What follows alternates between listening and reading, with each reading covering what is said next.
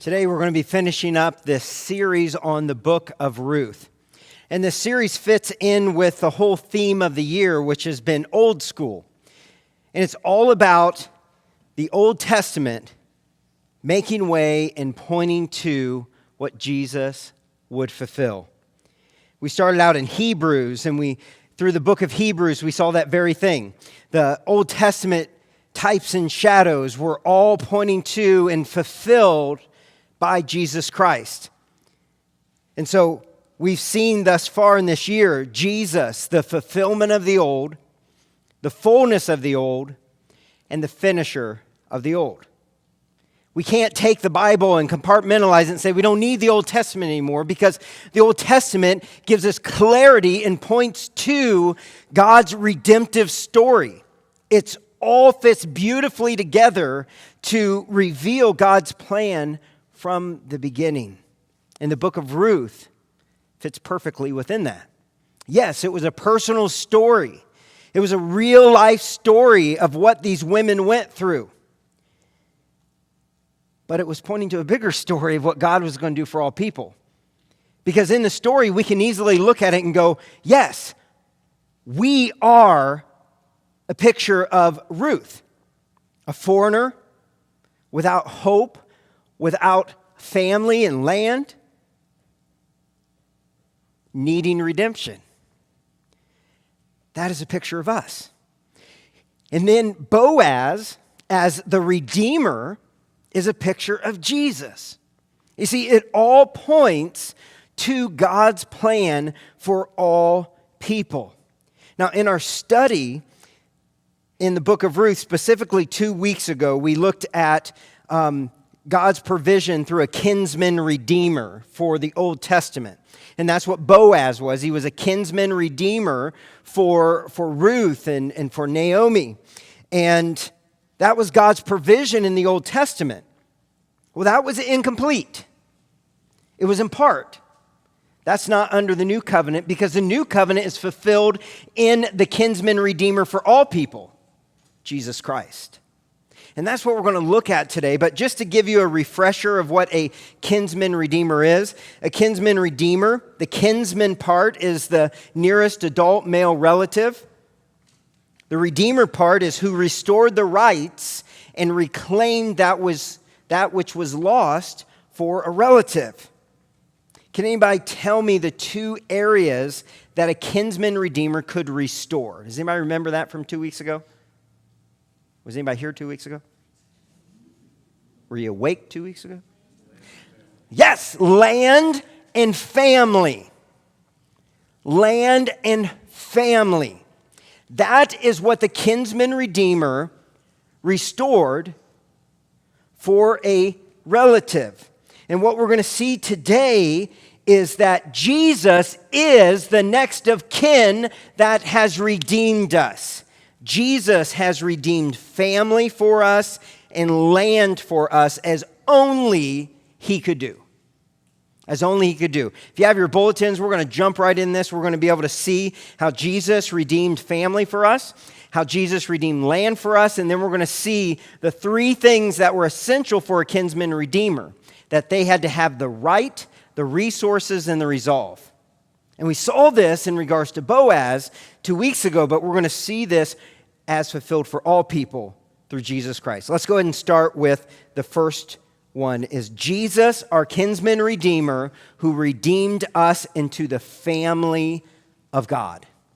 Into the family of God. Let's start by looking at Galatians chapter 4, verses 4 through 7, as we see this redemption into God's family as children of God and heirs of an eternal home.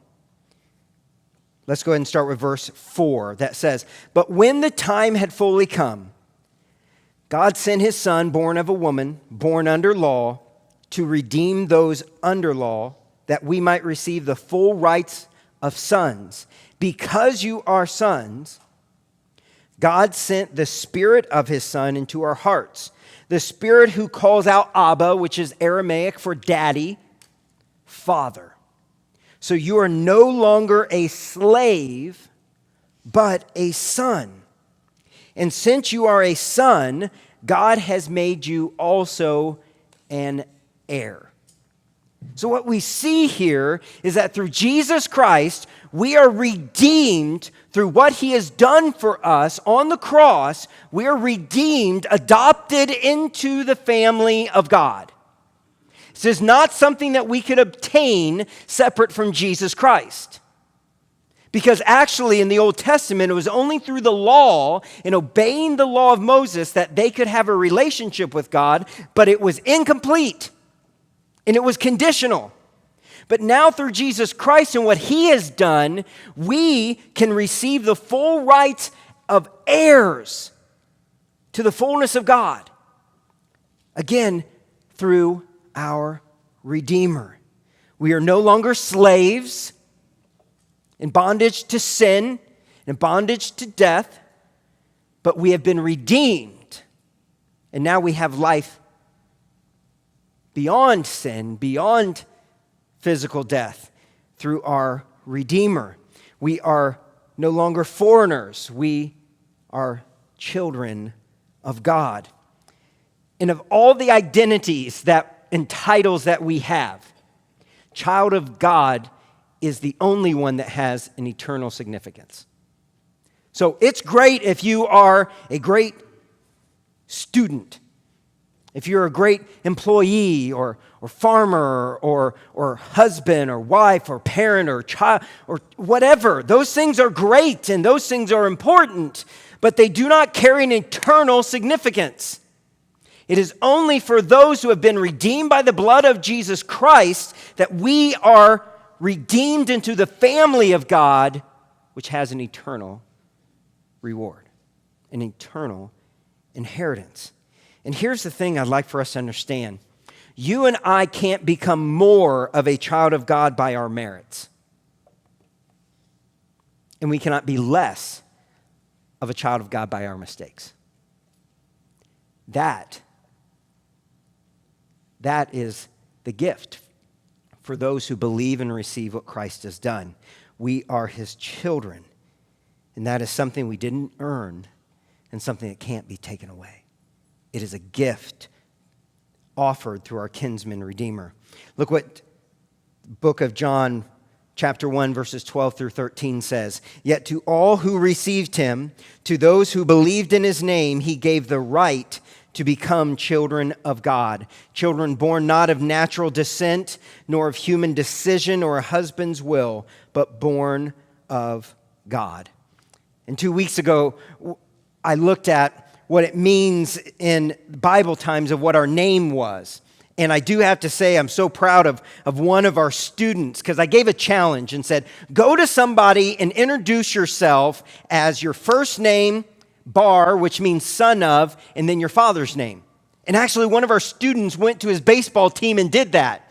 He goes, hi, my name is so-and-so, son of so-and-so. And the teammates are like, what is wrong with you? And he's like, here, let me tell you what your name is. And it was really awesome for them to be able to walk out and be able to understand. In Bible times, we didn't have a last name. In Bible times, we were the son of.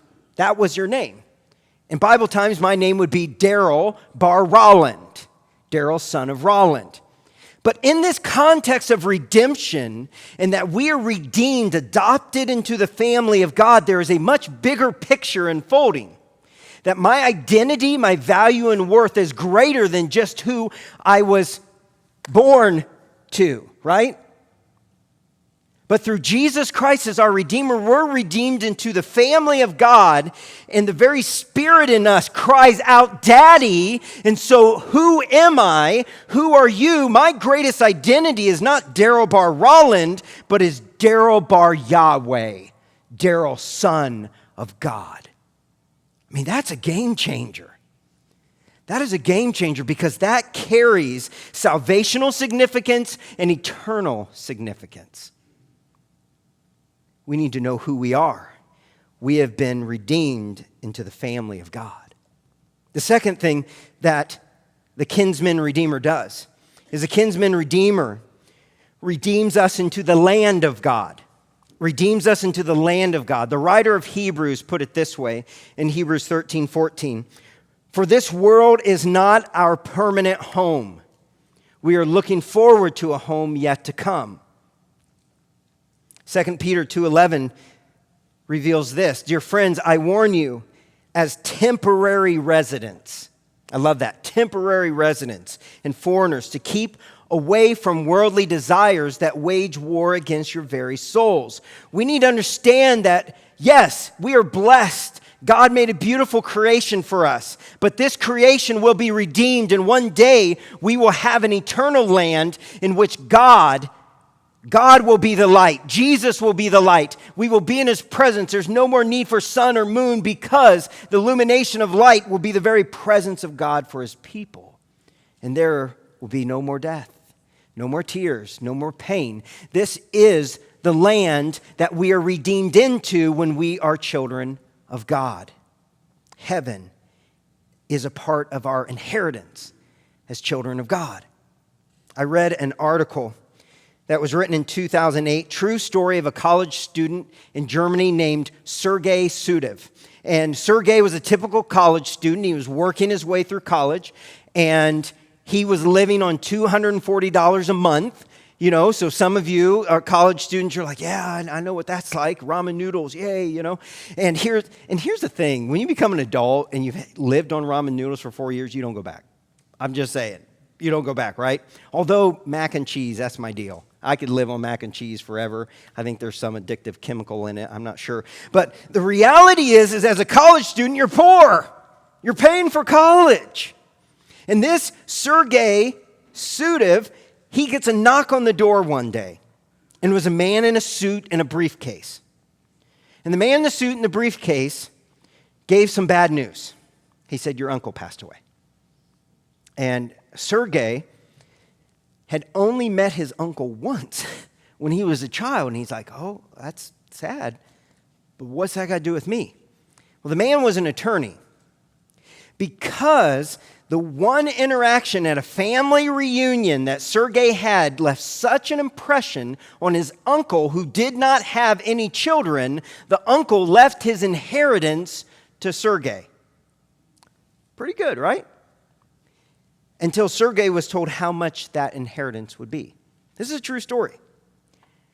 $975 million. Would that change your life? Would that drastically change your life? Especially going $240 a month to almost $1 billion in your bank account. Now, I don't know how Sergei's story ended. I guess I could have done a search, called him up, said, hey, are we related? Lots of options there. But even though we don't know how his story ended, we do know two things from this story. First of all, be nice to your uncles at a family reunion. Might benefit, that's all I'm saying. Might come to your advantage. The second is we have to believe an inheritance like this would change everything. An inheritance like this would change everything. Your life would be radically different. But let me tell you the reality of this. $975 million does not compare to the inheritance of heaven. Because the reality is, money doesn't get you there. You can't take your money with you. And what we receive there is of much greater worth. Much greater worth. It's perfect. It doesn't have all the corruption of this world. That God's redemptive plan is restored and we are with God and Jesus for eternity. And we reunite with our loved ones that have gone before us, that belong to Jesus Christ. And we receive an inheritance that is much greater than all the money in the world. That is what it means to be a child of God and to receive the inheritance of God's land. I mean, shouldn't that change our life? Just like Sergei, of course, was going to live differently. Shouldn't we live differently, receiving an inheritance that is of greater worth than all the money in the world? Absolutely. Absolutely.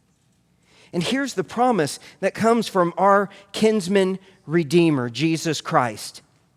In John 14, 2 through 3, this is what Jesus said. In my Father's house are many rooms. If it were not so, I would have told you. I am going there to prepare a place for you. And if I go and prepare a place for you, I will come back and take you to be with me, that you also may be where I am. Our inheritance, the land of God for eternity. But with this comes the reality that when Jesus comes back, there are two destinations that people will go. Now, a lot of people in our culture today don't like to talk about this. Because unfortunately in our culture today, we're filled with entitlement. Well, I should have the same benefits that everybody else, even if I haven't earned them, right?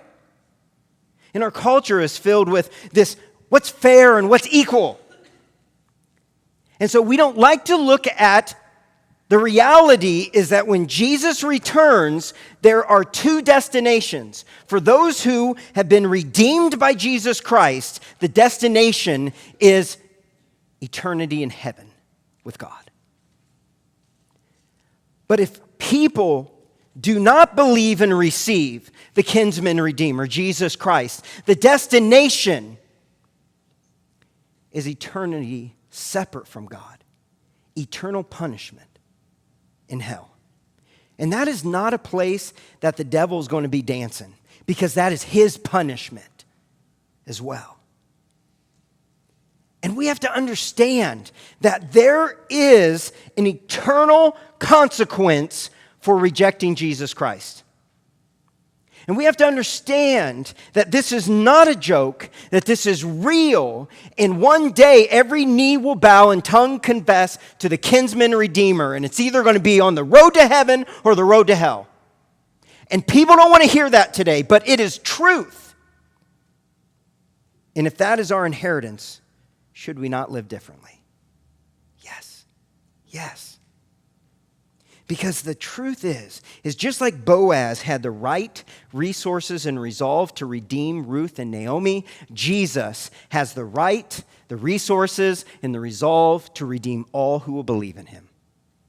I'd like to spend the rest of our time focusing on those three areas, because those are important for us to understand that Jesus is the true kinsman redeemer. Starting with the first one, is Jesus alone had the right to redeem us. You see, as the kinsman redeemer, you had to be the next of kin. You had to be related, right? If Boaz wasn't related, he could have all the desire and intention to help this family, but if he was not a relative, he had no right. And so we need to understand that Jesus had the right to redeem mankind. And how did Jesus have the right to redeem humans? He did so by becoming fully human. Jesus took on our flesh so that he could redeem mankind. He was our next of kin. He was our relative of humankind because he became human to save us. Jesus had the right. This is what Romans 8:3 says. For what the law could not do, again, the law was incomplete. What the law could not do, weak as it was through the flesh, God did, sending his own son in the likeness of sinful flesh. Jesus took on our human nature as an offering for sin. Jesus died for us, taking his sin upon himself. He condemned sin in the flesh. He canceled its power over us by becoming like us as our kinsman. I mean, this is a beautiful picture that the Old Testament is all this huge arrow pointing to Jesus Christ. He is a fulfillment. He is the kinsman redeemer. And the reality is he was like us in every way, so he could save us in every way. But he was without sin.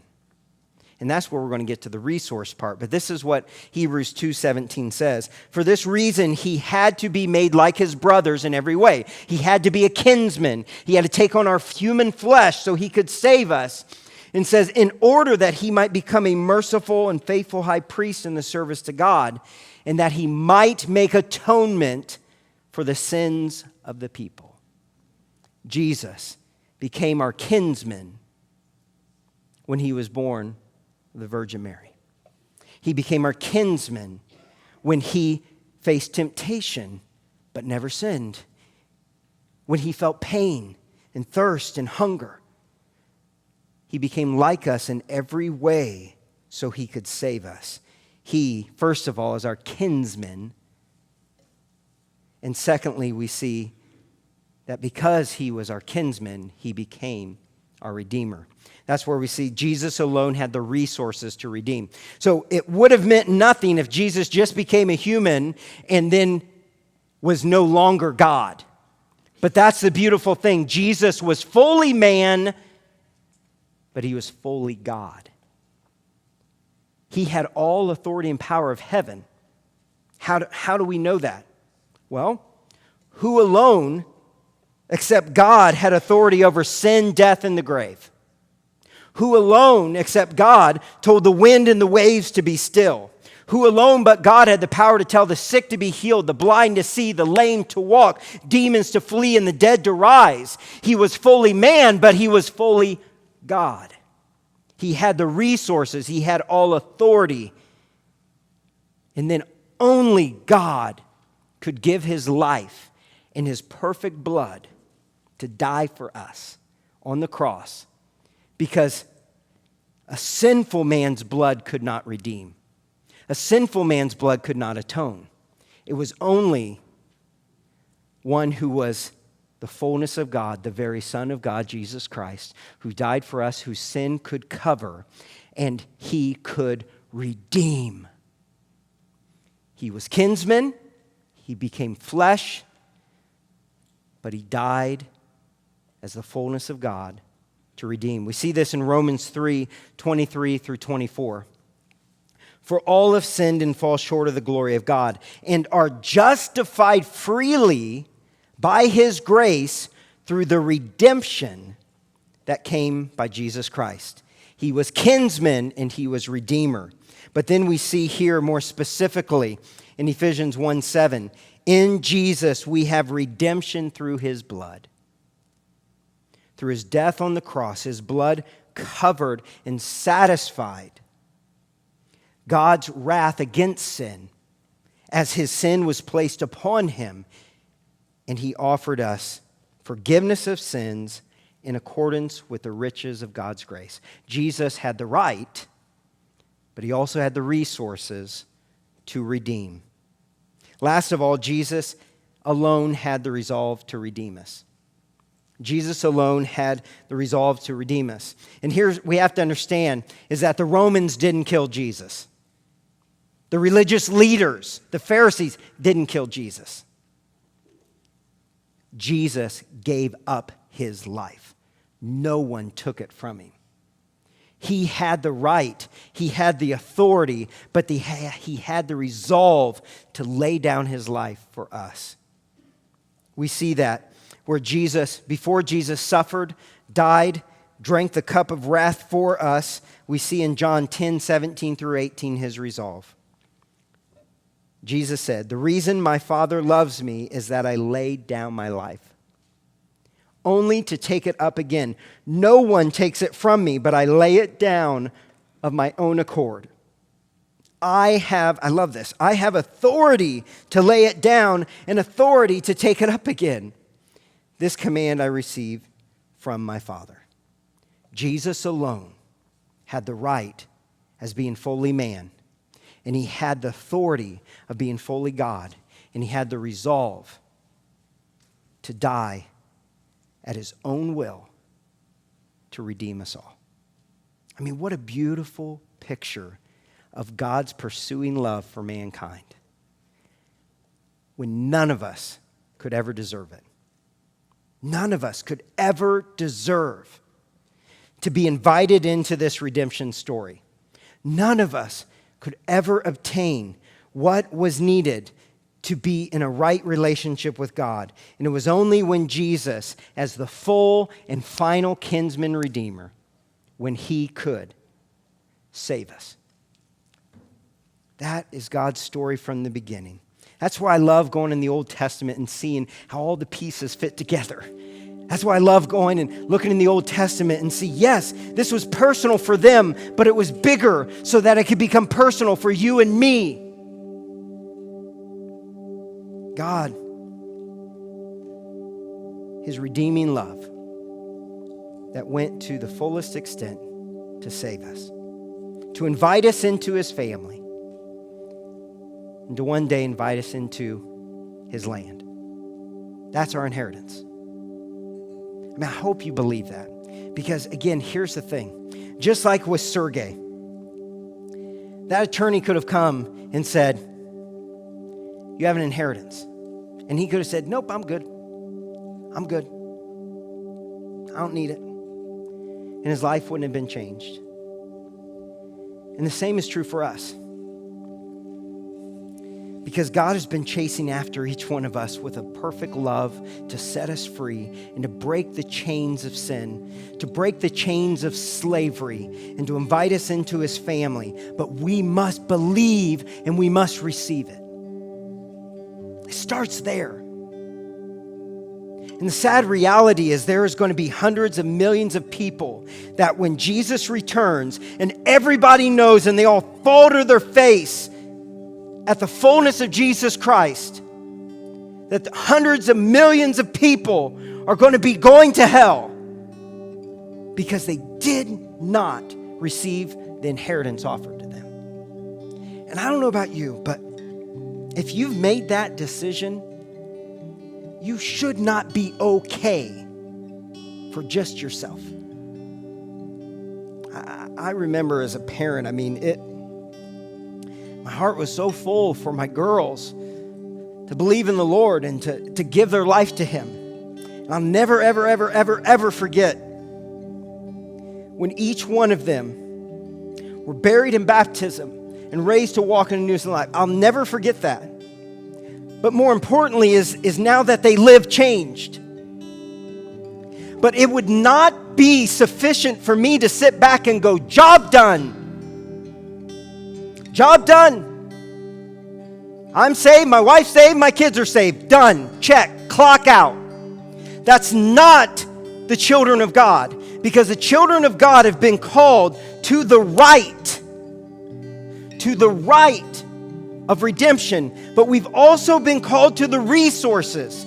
Because who are we as the children of God but disciple makers who are to then go and make disciples? It's not enough for me to say, family, check, I'm done. But we've got to see that we are all called on mission because people are dying every day and they're dying without the redemption of Jesus Christ. They're not covered by the blood of Jesus and they are headed to hell, and we should not be okay with that.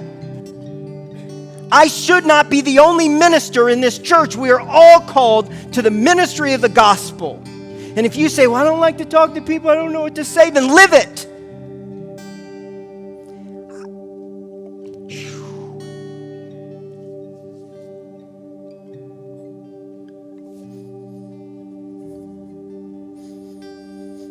So, you have the right. If you've given your life to Jesus Christ, you have the right to be called a child of God. And if you're a child of God, He's given you the resources, His Word, His very Spirit living inside of you. And so my question for you is this: do you have the resolve? Because if you have the resolve, then you realize that you are called to invite everyone into the redemptive story. Everyone. But here's the other part. There are some people here today that have not given their life. And I would not feel like I am fulfilling my call, not just as a minister, but as a child of God, if I did not say, please, if you have not accepted Jesus as your Lord and Savior, don't wait. Be redeemed. I want to worship Jesus forever with you in heaven. If you have accepted Christ, stop living and worrying about all the junk in this world and realize that there is an inheritance and we need to live as those who've received it. Micah, would you pray? Because I'm about ready to go crazy. Please, Jesus. Jesus, I just ask that you would be in this place. Jesus, this message is so overwhelming because we are confronted with the reality of the gospel. You are an amazing and awesome God. You do amazing and awesome things. You do great things for your people, and you have throughout history. It started with the people of Israel when you called them to yourself. It started with those people, with Abraham and Isaac and Jacob and Joseph, but God, it continued on, and you were faithful to those people. You were faithful throughout history, and you were faithful to something even greater, a plan that they didn't even know was unfolding right before their eyes, a plan for this kinsman redeemer, this Jesus to come to earth, to love us more than we can possibly imagine, to love us in a way that we've never seen love happen before, and we will not see love happen again until we are in your presence, Jesus. That is the love that we aspire to. And God, that can't be a love that just is something that we hear about on a Sunday morning once. Jesus, that has to be a love that shakes us to the core, that grabs us up and pulls us up and shakes us and says, look at me.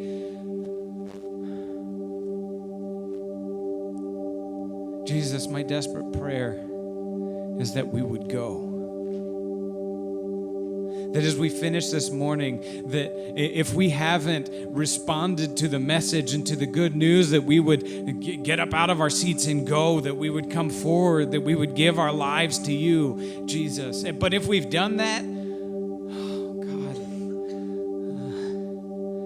help us to do more. Help us to see more. Help us to be more than we were when we walked in here this morning. As we sing a song together, God, don't let it just be a song that we're singing right now. Don't let it just be a nice moment of some music. God, let it be something that changes us, that moves us, that calls us to be yours, not just as some distant identity, but yours as active members of the kingdom of heaven, doing anything we can in any aspect and moment of our lives for your kingdom, for your will. God, help us to go and be the church. Don't let this last 8 weeks be a nice thought about a book in the Old Testament. God, let it be something that has called us to see what you have done, called us to see what you are doing, and called us to see what you will do through your church if we would only get on our feet and go. And in all these words, Christ Jesus, I pray.